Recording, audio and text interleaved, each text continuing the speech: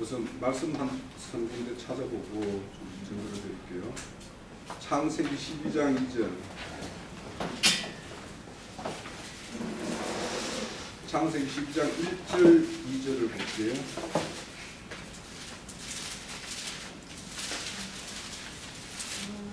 여호와께서 아브라함에게 이르시되 너는 너의 고향과 친척과 아버지의 집을 떠나 내가 네게 보여줄 땅으로 가라.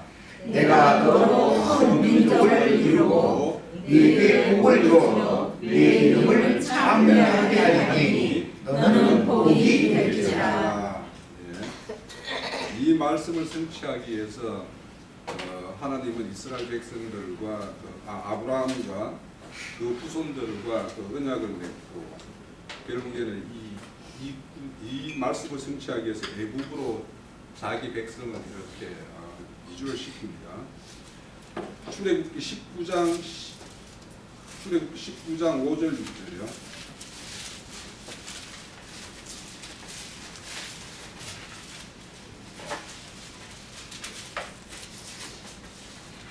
세계가 다 너희에게 속하였나니 너희가 내 말을 잘 듣고 내 언약을 지키면 너희는 모든 민족 중에서 내 소유가 되고 너희가 내게 대하여 제사장 나라가 되며 거룩한 백성이 되리라. 너는 이 말을 이스라엘 자손에게 전할지니라.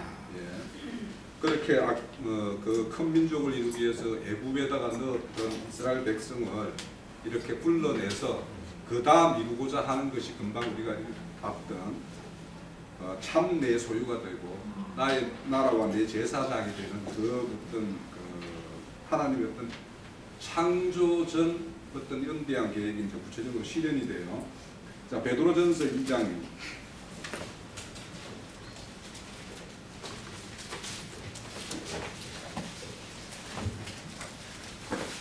5절.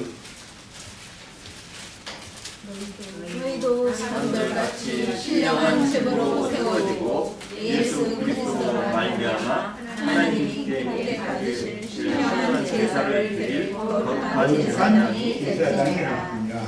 또 9절 한번 잘하신 말씀. 9절. 그러나 너희는 다시 속속이요 왕당한 제사장이요 거룩한 나라요 그의 소유가 된 백성이니 이는 너희를 어두운 데서 불러내어 그의 귀한 빛에 들어가게 하신 이의 아름다운 복을 선포하기 위해 하셨습니다. 그렇게 이렇게 불러냈던 민족을 위에 보면 건축자들이 그린 모퉁이 돌을 대신은 예수님을 모퉁이 돌을 삼아서 우리를 서로 하나의 어떤 큰 건축물로 이루어가는 어떤 그런 것들이 설명이 되어 있어요. 그리고 계시록이요. 계시록 1장 6절.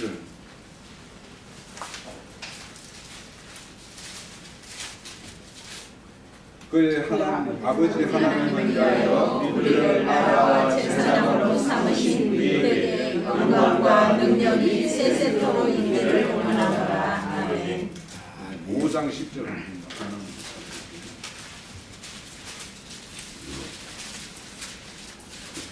그들도 우리 하나님 앞에서 나라와 제사장들을 삼으셨으니 그들이 땅에서 왕으로 다니리라. 우리 지난주 시간에 그 형제님 통해서 혈통적인 이스라엘과 이면적인 이스라엘에 대한 이야기. 그러니까 하나님의 어떤 자녀는 사라의 태에서 난 이삭이어야지 하갈에서 난 이스마엘이면 안 된다라는 걸 우리가 말씀을 드렸어요. 그런데 여기에서 이제 우리 창세기 12장 2절에서 큰 민족을 이루는 것이 하나님의 모든 창조의 시작이고 이것이 성취되는 것까지가 계시록 21장에 가면 새 예루살렘 성으로 완전히 완성이 되는 것이 이제 성경의 전체적인 표대예요. 그런데 이제 우리가 큰 민족이라고 할 때 그것이 이제 민족이라는 말을 쓰는 말이 히브리어에 딱 두 가지 단어가 딱 구분이 되어 있어요. 뭐냐면 암이라는 말이 있고 고이라는 말이 있는데, 암이라는 말은 뭐냐면 혈통적인 걸 이야기해요. 혈통적으로 남민족을 이뤘을 때 그 민족을 그냥 암이라고 이야기를 하고, 그 히브리 고이라는 말은 혈통적으로 난 것이 아닌 다른 뭔가에 의해서 조직된 민족을 말할 때 이 고이라는 말을 써요. 이것처럼 우리가 이 사도들이 우리에게 알려준 그 바울 사도가 이야기했던 것처럼 할례도 일반 어떤 몸에 이렇게 하는 할례가 있는 그 할례자들이 있고, 무할례자이면서도 우리는 참 할례를 받았던 이면적 그 할례를 이야기를 하는 거죠. 그런 것처럼 이 고이라는 것은 다른 뭔가가 와서 우리를 이렇게 할례를 쳐야 돼요. 그 할례가 뭐에 의한 거냐면 우리 그리스도 할례라고 전번에 한번 우리 말씀을 나눴었죠. 그래서 그 그리스도에 의해서, 성령에 의해서 우리에게 참 할례가 쳐져야지만이 우리가 온전한 창세기 12장 2절에서 말하는 큰 민족을 이루어지는 거예요.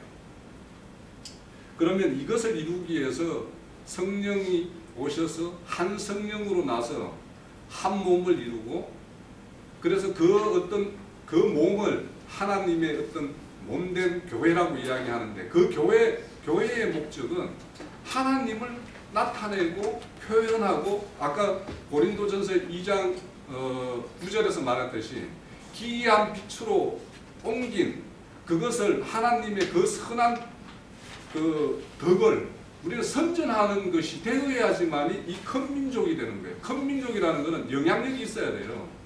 그러니까 이 큰 민족이라는 것은 영향력을 끼쳐야 되는데, 우리가 그런 영향력을 끼치지 못하면서 우리는 뭐 민족이다 어떻게 한다라는 것은 문제가 있어요. 그러면 우리가 참 민족으로서 그런 영향력을 갖기 위해서는 하나님에 의해서 뭔가 다른 것이 돼야지만이 큰 민족이 이루어져요. 자, 시편 34편 8절 한 번만 찾아볼게요.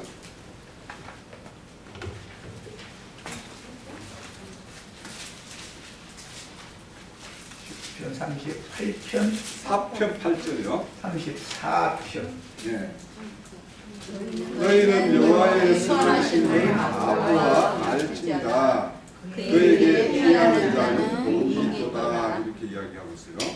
여기서 여호와의 선하심은 선하다라는 것은 하나님이 계획하고 궁극적으로 이루고자 하는 거기에 합치되는 거야지만이 선한 거예요. 그걸 보고 하나님은 늘 좋았더라고 이야기를 해요.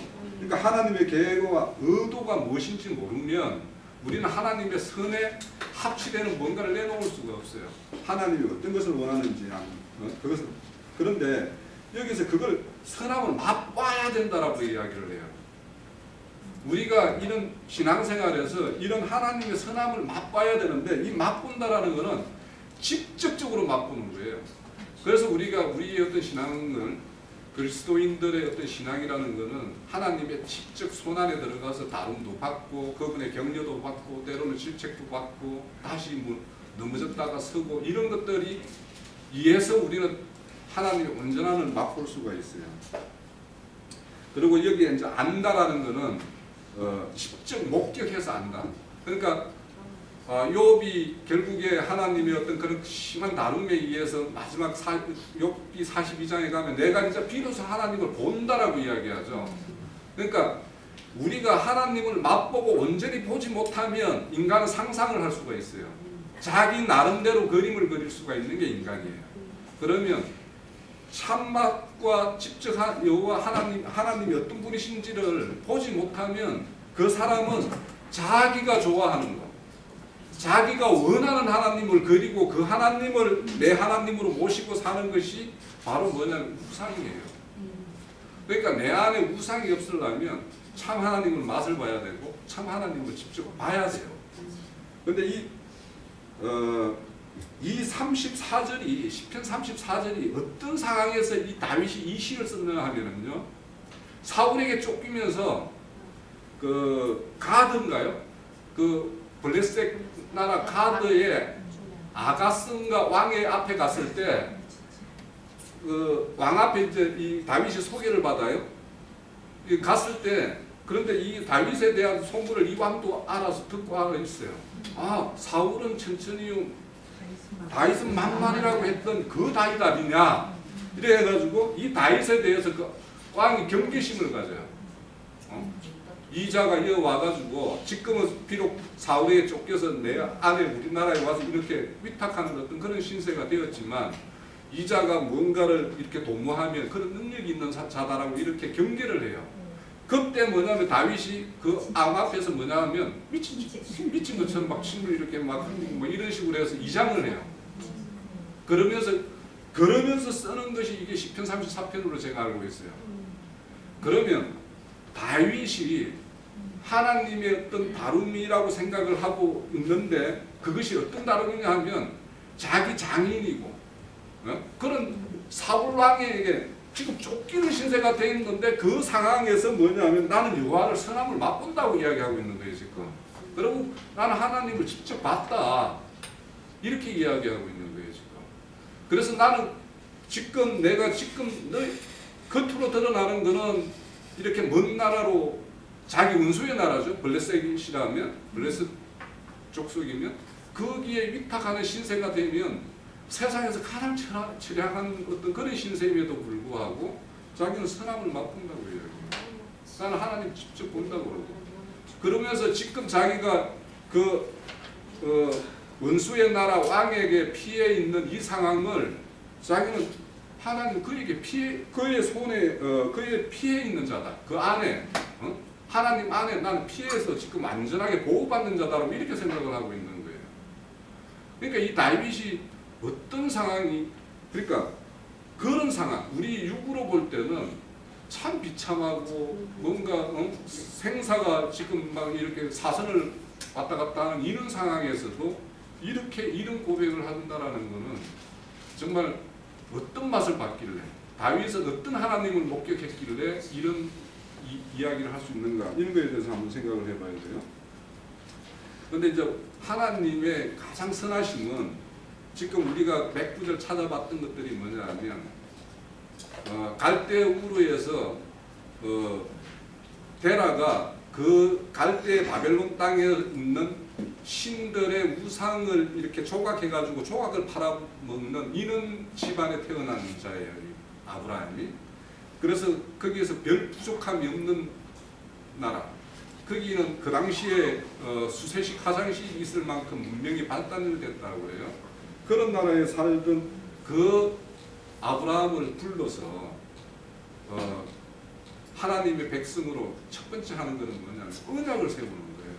그러니까 언약 백성을 세우고 그 언약 백성을 어떤 하나님의 어떤 다른 손길에 의해서 다듬어서 제사장을 만드는 것이 지금 우리 최종적인 하나님의 나라가 완성되는 거예요. 우리도 똑같이 아브라함처럼 그렇게 부름을 받았고, 그 하나님이 아브라함에게 했던 그 언약을 나에게 했던 언약으로 내가 받으니까 내가 이 신앙을 하고 있고 이 길을 가고 있는 거 아닙니까? 그러면 그런 언약 백성에게는 반드시 아브라함이 갔던, 아브라함의 후손들이 갔던 그 길을 우리는 반드시 그 길을 걷게 되어 있어요. 근데 그 길을 가만히 봐보세요. 이렇게 큰 민족을 이루기 위해서 애굽이라는 나라는 하나님으로 보면은 세상의 어떤 건데 왜 그쪽으로 넣어서 육신적으로는 육으로는 큰 민족을 이루었어요. 내려갈 때 애굽에 내려갈 때 뭐 70인이라고 그러기도 하고 사도행전에는 75인이라고 이야기하는 그런 70인이 내려갔는데, 나올 때에는 장정만 60이라고 이야기하죠. 큰 민족을 이루었죠. 그렇게 냈죠, 그죠? 그렇게 이루어서 홍해를 건너게 했어요. 홍해를 건너서 약속의 땅으로, 지금 뭐냐면 아브라함에게 꼭 약속은 항상 두 가지예요. 큰 민족을 이루는 것과 약속한 땅을 주는 것. 그러니까 땅을 이제는 큰 민족을 이뤄서 땅을 이제 쟁취하러 가는 어떤 그 이제 여정에 섰어요. 그래서 홍해를 건너고 가나안 땅을 이렇게 진입을 하려고 그러면 홍해 건너서 바로 그 해안길, 지중해 변에 거기 블레셋 민족이 있는 땅이에요. 거기 쭉 올라가면은 그냥 금방 가는 길이에요. 그걸 해안길이라고 그래요. 그 해안길로 쭉 올라가면 금방 가는 길인데 거기 안 가고 그 밑으로 시나이 반도 쪽으로 이렇게 돌아서 가죠. 그렇게 가는 이유가 있어요. 왜 하나님이 신의 산에 가가지고 결국에는 언약을 세우는지, 다시 언약을 모세를 통해서 아브라함에게 했던 약속을 모세를 이끈 이 이스라엘 백성과 신의 산에서 그 언약을 체결하는 이유가 있어요. 왜 언약을 꼭 그 신의 산 거기 그 사막과 같은 그런 그곳에서 하나님의 언약을 체결해야 되는지를 생각해 봐야 돼요.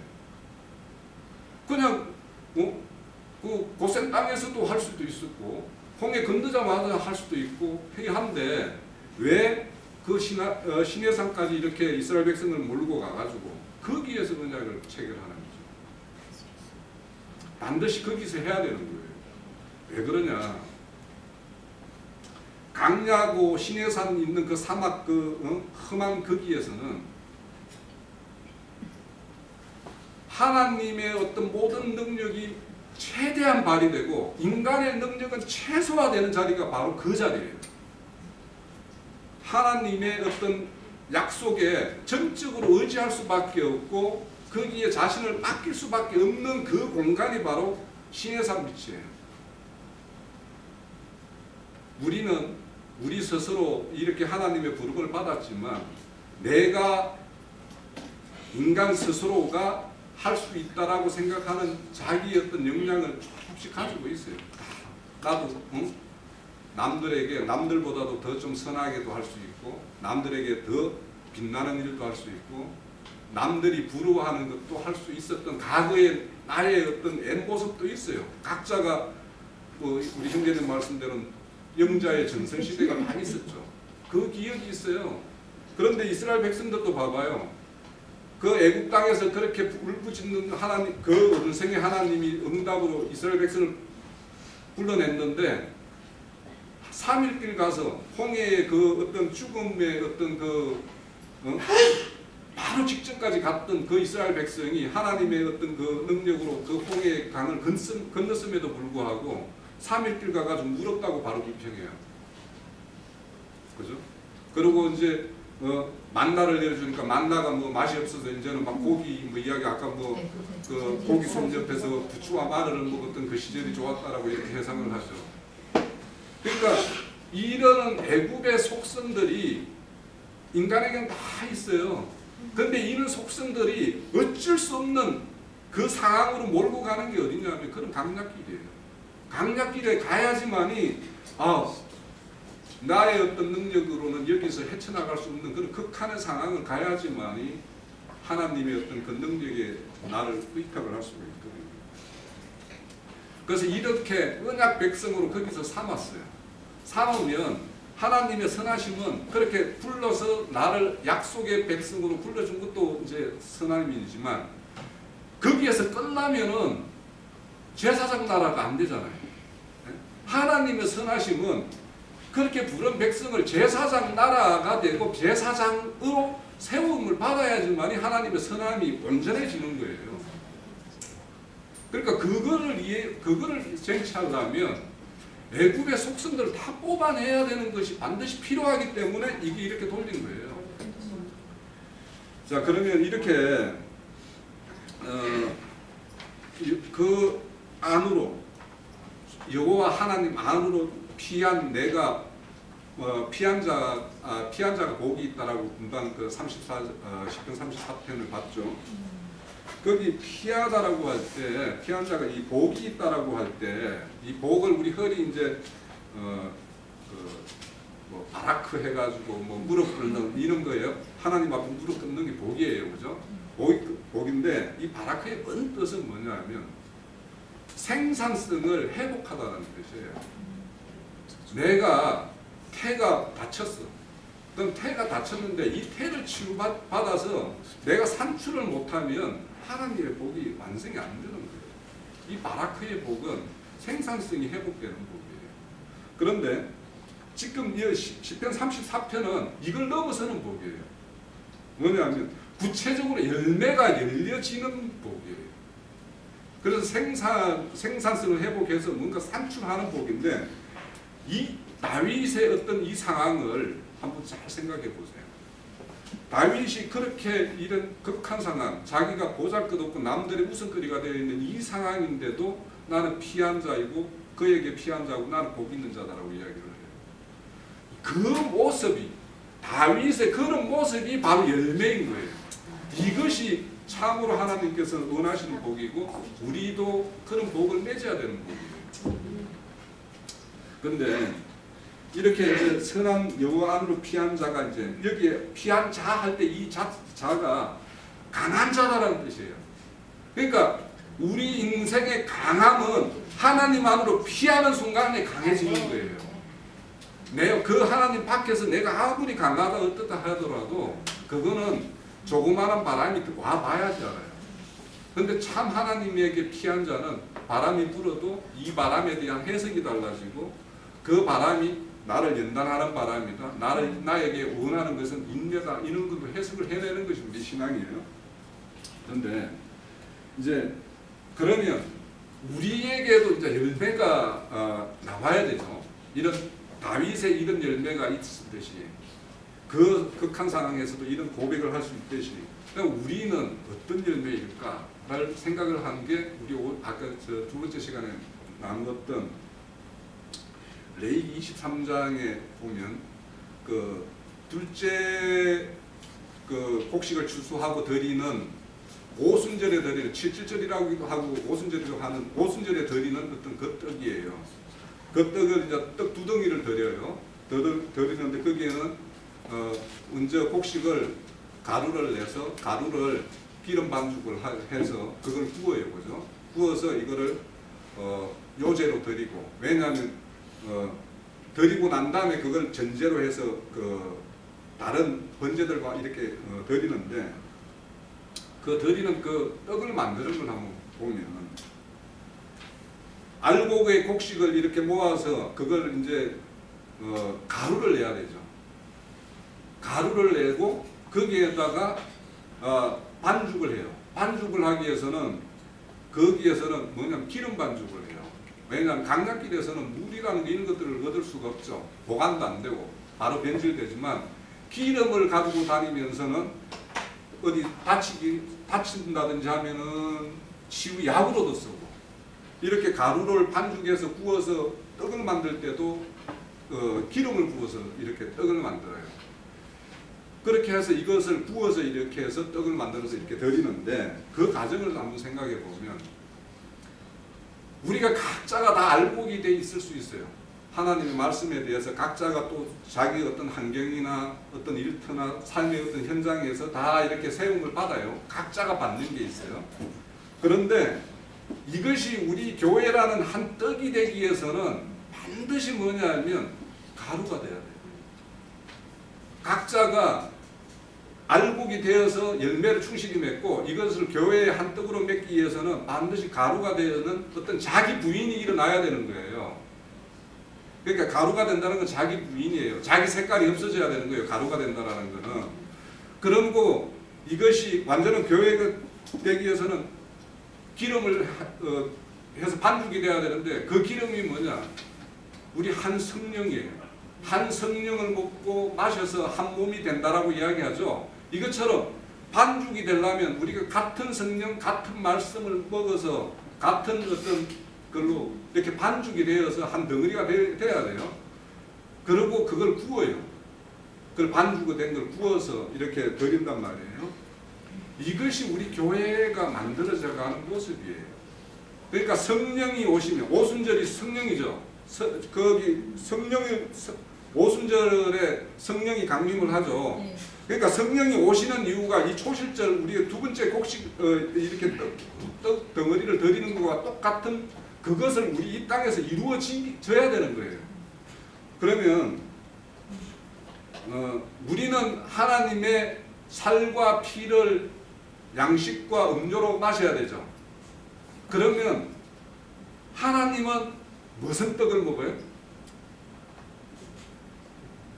요한복음 4장 34절에 보면 보내신 자의 일을 행하여 온전히 이루는 것이 나의 양식이다라고 이야기해요.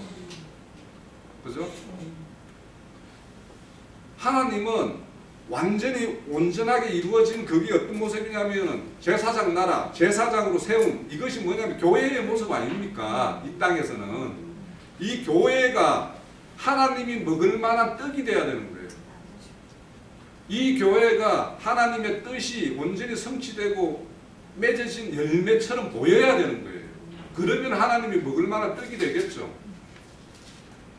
그렇게 해서 우리는 하나님의 살과 피를 마셔서 새로워지고 그 새로운 모습들이 다 어우러지고 이렇게 해서 온전한 교회가 한 덩어리가 되어야지만이 하나님이 원하시는 일들이 온전히 이루어지는 거예요. 자, 이런 걸 위해서 이제 그런 어떤 뭐 절기 이런 것들을 이야기하는데, 근데 이거는 이 떡 두 덩어리는 유대인과 이방인들의 어떤 떡이라고 우리가 흔히들 이야기하죠. 이거는 에스겔서에도 잘 설명이 되어 있어요. 에스겔서 37장에 보면 유다의 짝된 이스라엘과 에브라임은 요셉이죠. 요셉의 막대기와 짝된 온 이스라엘이 두 작대기가 하나가 되는 이야기가 나와요. 이것이 뭐냐면 레위기 23장에 나오는 오순절에 드리는 이 떡 두 덩어리가 에스겔서에 그렇게 나오고, 이게 에베소서 2장 15절 16절에 보면 너희들은 예전에는 뭐 말씀과는 먼 자였고 또 뭐죠? 할례 이런 그리스도 안에서 너는 밖에 있는 자였고 우리는 안에 있는 자였는데, 이게 예수님의 그리스도로 인해서 이것이 다 담이 허물어서 한 몸이 되었다라고 이야기하죠. 그런 것처럼 이렇게 성취가 돼요. 그러니까 이런 것들이 성취되는 것이 우리의 어떤 교회의 모습과 교회에서 이루어지는 모습들이 우리가 정말 가루가 되고 한 덩어리로 반죽이 되고 하나로 구워졌는가. 그래서 교회에 이렇게 우리가 생활을 하다 보면 내 마음에 안 드는 게 있죠. 당연히. 그거는 내가 문제일 수도 있고 그렇게 뭔가 보이게 하는 그 사람이 문제일 수도 있어요. 그런 게 있을 때 제가 오전에 이제 둘째 시간에 그 여호수아서에 보면 여리고성을 무너뜨릴 때 7바퀴 6일 동안 한 바퀴씩 돌고 7일째 7바퀴 돌 때 그 첫날 돌고 둘째 날 돌 때 입이 하나씩 나오는 사람들이 있겠죠. 이게 뭐 하는 짓인가? 이런다고 이성이 넘어져. 뭐 이러는 사람이 있겠죠. 그죠? 그런데 거기 보면 10절에 보면 너희들은 말도 내지 말고 음성도 내지 말고 뭐 하라고 심신당부를 여호수아가 해요. 왜 하겠어요? 이렇게 교회에 떡이 되고 뭔가가 이렇게 하나가 되는데 불쑥불쑥 나의 어떤 생각과 정제되지 않은 것들이 불쑥불쑥 나와가지고 누군가에게 뭔가 찔림이 되고 뭔가 상처가 되고 이렇게 하면 이게 교회가 돼요? 안 되겠죠. 그러니까 우리의 열매는 교회의 참모습이에요. 그리고 큰 민족이라는 영향력이 있어야 돼요. 그거는 영적으로 우리가 각자가 또 이렇게 채워져야 될 부분이지만 우리 내부 안에서도 이 참교회가 되기 위해서 나의 어떤 부서지지 않은 내 자아의 모습들이 나와서 교회를 어떻게 해치는 것이 있는가 이런 것들을 제가 반성하면서 우리 교회를 이루는 우리 모든 지체들도 이 모습에 대해서 우리가 늘 경각심을 가지고 그래서 우리의 어떤 참 열매를 교회로서 이렇게 온전하게 나타낼 수 있도록 그렇게 우리의 모습들을 잘 관찰하고 이렇게 해야 돼요. 하나님 율법을 내줬어요. 율법을 준 이유는 애굽의 속성을 율법이라는 거울에 비춰보라고 줬어요. 네? 우리 이제는 그리스도의 성령의 생명의 법을 우리한테 줬으면 내가 생명을 해치는 건지 뭐 어쩌는 건지 더 풍성하게 하는 건지 어떻게 하고 있는지 이런 거에 대해서 우리가 스스로 돌아보는 어떤 이런 모습들도 늘 요구돼요. 교회를 이룬다라는 거는. 그래서 우리의 어떤 그런 열매가 우리 금기름 붓는 집을 통해서 제 스스로가 그런 반성할 것이 있었기 때문에 제가 말씀을 드리는 거예요. 그러니까 이런 말을 하면 뭐 홍영재는 잘해 뭐 이러면 저 잘못하고 늘 부족하고 어떨 때 막 불쑥불쑥 나오고 막 그래요. 그런 걸 내 스스로 모습을 보면서 이런 것들을 우리가 다 제가 그런 경험을 했기 때문에 우리 누구라도 그럴 수 있으니까 그런 걸 우리 경계로 삼고 교회를 온전하게 또 아름답게 큰 영향력을 미치게 그렇게 우리가 준비를 하고 다듬어야 그래야 될 줄 믿습니다. 네. 내가 무슨 오전에 부처님 가운데 토막 얘기했더니 뭐 그게 뭐냐고 그랬다는데 그런 걸 추구하라고 하는 게 이게 다 속임이거든. 하나님의 목적에서 빗나가게 하는 거거든. 그게 하나님의 목적은 당신의 왕국, 그분의 집, 그분의 몸을 건축하는 거예요. 그게 목적이에요. 여기에 성경이 표대를 여기에 맞추게 기록하고 있기 때문에 거기에 표대를 잘 설정을 해주고 이끌어가야만 이게 바른 목자인 것인데 무슨 자기도 되지 못하면서 남 보고 자꾸 강대상에서 참 좋은 사람 돼야 된다고 막 이거 한다고 백날에도 다 소용없는 소리, 쓸데없는 소리 하는 거예요. 그게 될 수 있는 육체라는 것은 전혀 그게 안 되는 거예요. 아무런 노력을 해도 안 되는 거예요. 히말라야 산 그 춘대 가서 다리 막 거꾸로 꼬아서 이렇게 하고서 수십 년을 지내서 돌을 닦았는데 이렇게 굳어졌잖아요. 그거 보면은 라마교인 늘고 그게 어마어마한 일이 우리 뭐 그거라고 하면 못합니다. 그 누가 그 요가 그런 걸 해가지고 그게 몸이 그렇게 된다는 게 돌을 많이 닦은 사람이거든 그게. 그런데 이라고 죽어도 주님 나라와는 상관없는 거예요. 여전히 그가 만약에 하산을 한다면 거기서 그냥 뭐 죽겠지만은 그렇다고 해서 온전한 신이 된 것도 아니고 만약에 하산을 한다고 하면은 병원에 가서 이거 꼬부라진 거 다시 돈대로 고치고 딴 생각을 또 하게 돼 있는 거예요. 이게 소용없는지. 이게 지금 기독교계가 완전히 절간, 푸닥거리간 이거 하는 거 똑같은 걸 가르치는 거예요. 그건 구원의 도를 가르치는 게 아니야. 강론하는 자기는 그러니까 그 사람이 그러잖아요. 너나 잘하시오. 그 세상에서도 그 말하거든. 우리는 하나님의 목적은 겉사람을 통해서 부처님 가운데 토막되는 것을 원하는 게 아니다라는 걸 아셔야 돼. 하나님은 이건 이미 버리기로 작정을 했고 그냥 껍질로 거듭난 속사람을 보호하는 보호막으로 옷으로 잠시 입혀놔둔 거 이거 벗기 전에 속사람이 온전케 되어져서 하나님의 집으로 세워져야 된다. 그런데 혼자 세우는 거 아니잖아요. 서로 연락하고 상합하고 해서 48장이 다 연결돼야 되는 거고 환자도 뭐 여기 48명 되지도 않아가지고 또 그러네. 또 48명은 되면은 48명 이렇게 좀 짝을 맞춰서 이제 연락하고 상합해야 된다. 이렇게 얘기가 쉬운데 이런 거예요. 남과 내가 세상에서는 잘 통할 수 있어요. 갯방에 가보세요. 아주머니들 얼마나 잘 통해요. 언제 어디나 좋은데 안다고 거기 가자고 우리 한번 뭐 이래서 하면 막 회비 내라면 막 착착착착 나오거든. 근데 갯방에서 합이 그렇게 잘 돼도 교회 오면은 하기가 안 돼 이상하게. 얼마나 우리 윤자매님만 내가 얘기했었는데 윤자매님이 시원하게 생겼죠? 우리 다른 지체가 한번 그 귀에다 대고서 이렇게 한번 끌고 내리는 소리 몇 마디만 한번 해보세요. 소용없는 거예요. 그게. 그런 것을 자기도 경험을 해가면서 예수 믿은 지가 몇 년이 됐는데 저 모양이라 이런 소리를 함부로 했었거든 목사라는 사람들이. 그럼 자기는 뭐야 가르치는 자기는. 안 되는 걸 자꾸 강요하는 것이 그게 뭐냐. 하나님의 말씀을 맡은 모세에게 준 말씀을 크게 오해한 유대교 지도자들의 행습이다 이거.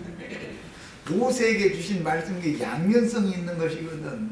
육신에게 적용하는 면도 있지만 영적으로 속사람에게 적용하는 양면이 있는데, 예수님은 모세에게 주신 말씀을 영적으로 적용을 하는 것을 가르치는 거고, 유대교 지도자들은 그것은 백날 노력해도 안 되는 것을 자꾸 강요하는 것이거든. 이거에 대해서 구분을 잘 하신다는 거 오늘 은견님이 증거하신 것이 우리들에게 큰 유익이 돼서 지체들과 서로 이렇게 잘 연락하고 상합해서 누구하고도 이렇게 상통할 수 있는, 그만큼 사람이 넓혀지려면 갈아져야 돼. 사람이 부서지지 않고는 절대 넓어지지 않는 거야. 알갱이체 있으면 서로 부딪히고 튕기고 다 그러잖아요. 요즘에 뭐 이렇게 돌멩이 던져가지고 뭐 남의 거 맞춰서 또 쫓아내고 뭐 그런 거네. 나는 뭐 그거 좀 솔직히 잘 모르지만 어쨌든 그 세상의 원리거든. 남의 것을 내 걸 빌어 처음 해버리고 내가 그 자리 차지하는 거 이게 세상의 원리잖아. 난 그거 보면서 야 저거 어떻게 저렇게 연구를 했을까 그 생각이 드는데 마치겠습니다.